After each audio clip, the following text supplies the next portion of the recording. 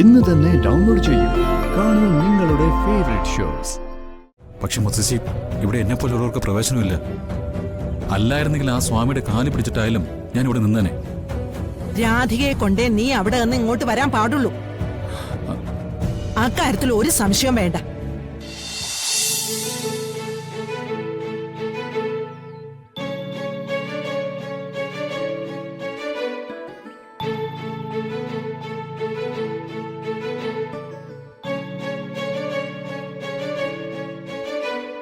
മോളെ,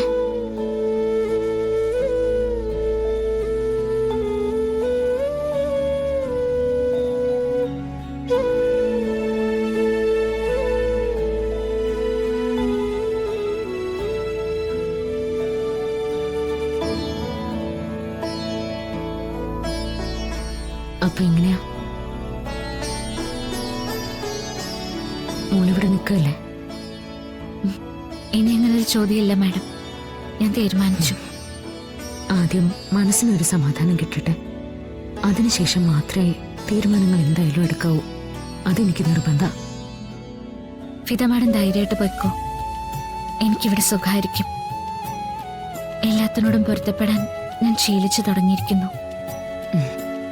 ദേ, ആശ്രമത്തിൽ വന്നു എന്ന് കരുതി കൂടുതൽ പക്വതയൊന്നും കാണിക്കണ്ട കേട്ടോ.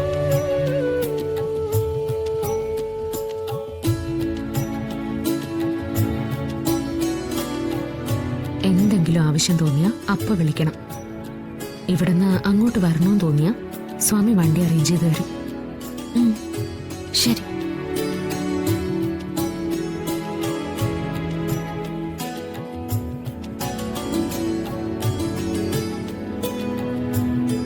എത്രയും പെട്ടെന്ന് ദൈവമോളുടെ മനസ്സിന്റെ മുറിവുണക്കട്ടെ. ഞാൻ വിളിച്ചോളാം.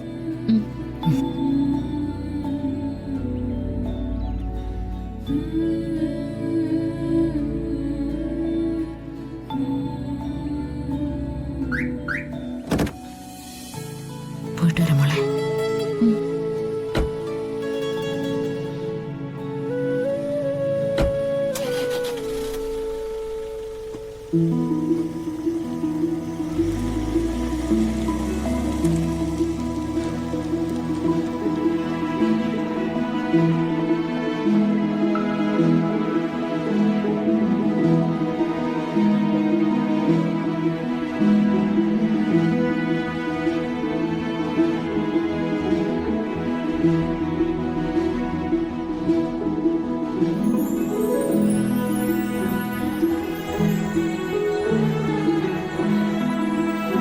വരൂ.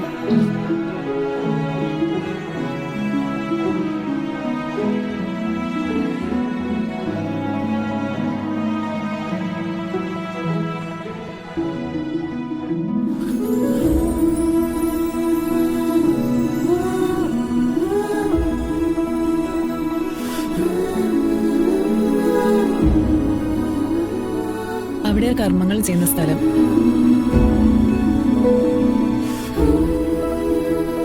ഇവിടെ വന്നിട്ട് എത്ര നാളായി? ഞാൻ വന്നിട്ട് ഇപ്പൊ ഒരു 5 വർഷം കഴിഞ്ഞു. ജീവിതത്തിൽ ഒരുപാട് കഷ്ടപ്പെട്ടു, ഒരുപാട് വിഷമിച്ചു. അവസാനം എടുത്തൊരു തീരുമാനമാണ്. ആദ്യം 1-2 വർഷം ഇവിടുത്തെ ഒരു അന്തേവാസിയായിരുന്നു. അത് കഴിഞ്ഞ് പിന്നെ ഇവരുടെ കർമ്മങ്ങൾക്ക് കൂട്ടായി. എന്റെ കാര്യം അങ്ങനെ തന്നെ ആയിരിക്കും അല്ലേ? തീർച്ചയായും. സ്വാമി എപ്പോഴും പറയും, ഉള്ളിൽ ആഗ്രഹങ്ങളുള്ള ജീവിതവും വെച്ച് ആർക്കും സന്യാസ ജീവിതം നയിക്കാനാവില്ല.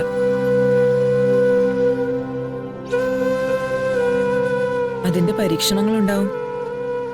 അത് കഴിയുമ്പോ കുട്ടി അതിന്റെ ഭാഗമാവും. അപ്പുറത്ത് കുറച്ച് കുഞ്ഞുങ്ങളുണ്ട്, ഇവിടുത്തെ അന്തേവാസികളാ. നമുക്ക് അവരെ പരിചയപ്പെടാം. വരും.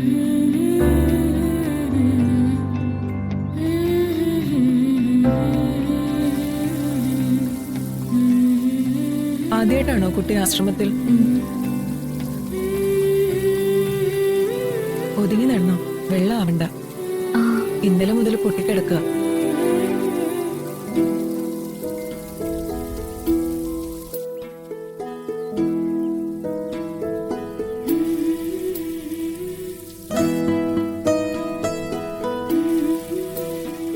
ഇത് ശരിയാക്കിയില്ലേ?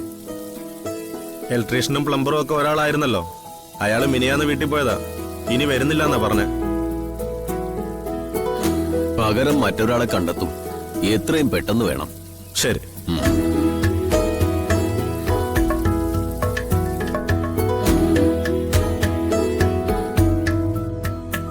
വരൂ.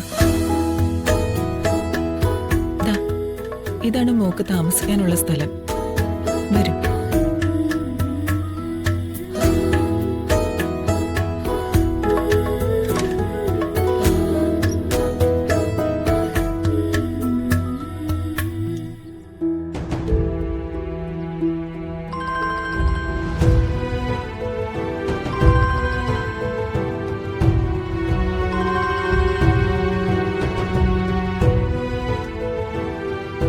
എന്തായടാ കൂട്ടിമുട്ടിയോ നിങ്ങള്?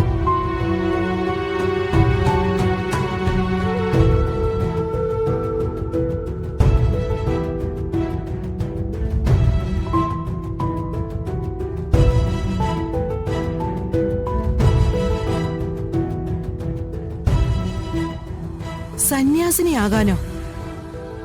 അതൊരിക്കലും അനുവദിക്കാൻ പറ്റാത്ത കാര്യമാണല്ലോ.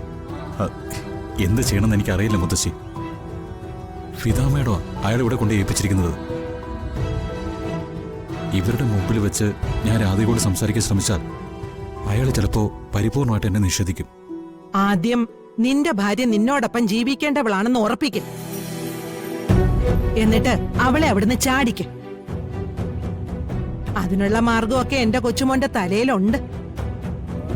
പക്ഷെ മുത്തശ്ശി, ഇവിടെ എന്നെ പോലുള്ളവർക്ക് പ്രവേശനമില്ല. അല്ലായിരുന്നെങ്കിൽ ആ സ്വാമിയുടെ കാലി പിടിച്ചിട്ടായാലും ഞാൻ ഇവിടെ നിന്നേനെ. രാധികയെ കൊണ്ടേ നീ അവിടെ നിന്ന് ഇങ്ങോട്ട് വരാൻ പാടുള്ളൂ. അക്കാര്യത്തിൽ ഒരു സംശയം വേണ്ട. സ്വാമിമാരുടെ കൂട്ടത്തിൽ നിൽക്കാൻ പറ്റിയില്ലെങ്കിലേ വേറെ എന്തെങ്കിലും മാർഗം നീ നോക്ക്. ആ, ഇവിടെ ഒരു ഇലക്ട്രീഷ്യന്റെയും പ്ലംബറിന്റെയും വേക്കൻസി ഉണ്ട്. പക്ഷേ എനിക്ക് ആ പണി അറിയില്ലല്ലോ. അല്ലെങ്കിൽ എങ്ങനെയെങ്കിലും ആ വേഷത്തിൽ ഞാൻ ഇവിടെ നിന്നേനെ. അത്യാവശ്യം വേണ്ട ഇലക്ട്രീഷ്യൻ പണിയൊക്കെ നിനക്ക് അറിയാലോ. ഇവിടെ എന്തെങ്കിലും കേടായ നീയല്ലേ നന്നാക്കാറുള്ളത്?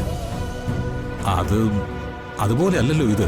നിനക്ക് ഞാൻ വള്ളിയുടെ മുരുകന്റെ കഥ പറഞ്ഞു തന്നിട്ടില്ലേ? മുരുകൻ വള്ളിമണവാളനായ കഥ. അതെങ്ങനെയാ? കാട്ടിൽ താമസിക്കുന്ന വള്ളിയെ പ്രണയിക്കാൻ വേണ്ടി മുരുകൻ കെട്ടിയ വേഷങ്ങൾക്ക് കണക്കില്ല. പക്ഷെ അത്ഭുതം എന്താണെന്നറിയോ? ആ വേഷം കെട്ടലുകൾക്കിടയില് ഒരുപാട് ശാസ്ത്രങ്ങൾ പിറന്നു. അത് പിന്നീടുള്ള തലമുറകൾക്ക് പഠിക്കാനുള്ള ഗ്രന്ഥങ്ങളായി മാറുകയും ചെയ്തു. ബെസ്റ്റ്. ഭഗവാനെ എന്നെ ഒറ്റ ചരടിൽ കെട്ടണോ? ഭഗവാന് കൈ ഞൊടിച്ചാൽ എന്താ നടക്കാത്തത്? ഞാൻ കൈ ഞൊടിച്ചാലേ എന്റെ കൈ വേദനിക്കത്തേ ഉള്ളൂ. പക്ഷേ ഭഗവാന്റെ കാര്യത്തിലും നിന്റെ കാര്യത്തിലും പൊതുവായ ഒന്നുണ്ടല്ലോ. ദിവ്യ പ്രണയം. അത് പൂർണ്ണമാക്കാൻ വേണ്ടി നമുക്ക് എന്തും ചെയ്യാം.